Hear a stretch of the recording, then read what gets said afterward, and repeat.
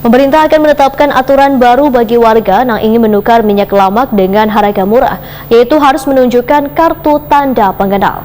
Kebijakan ini dibuat untuk menjamin pasokan minyak lamak tetap aman, bahkan penerapan sistem pembelian minyak lamak dengan menggunakan KTP ini akan diterapkan pula di pasar-pasar tradisional maupun modern. Pemerintah akan menetapkan aturan baru bagi warga yang ingin menukar minyak lamak dengan harga murah, yaitu harus menunjukkan kartu tanda pengenal. Kebijakan ini dibuat untuk menjamin pasokan minyak lamak tetap aman.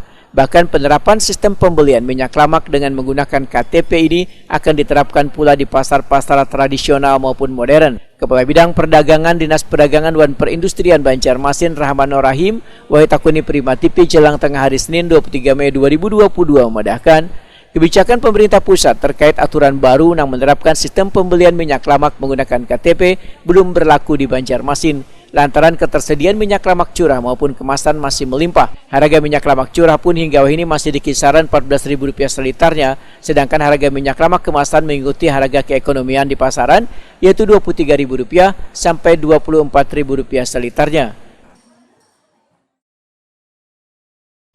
Untuk Kota Banjarmasin sampai saat ini kan ada perlahan menggunakan itu. Cuma jalur itu mungkin kebijakan pemerintah pusat kan belum sampai kota kita.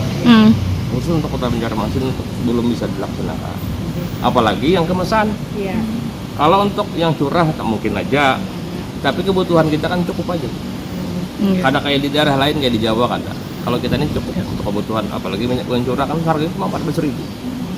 Mungkin di Jawa itu permintaannya banyak, sehingga antara daerah 1, daerah 2 kan padat nih, antara Banyuwangi, mungkin Madiun, dekat-dekatan aja nih, orang Banyuwangi mungkin ke Madiun, cepat.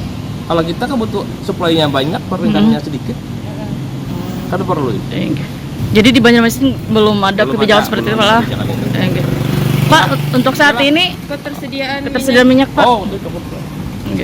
Aman. Cari aja pian di mana ada kekurangan minyak goreng.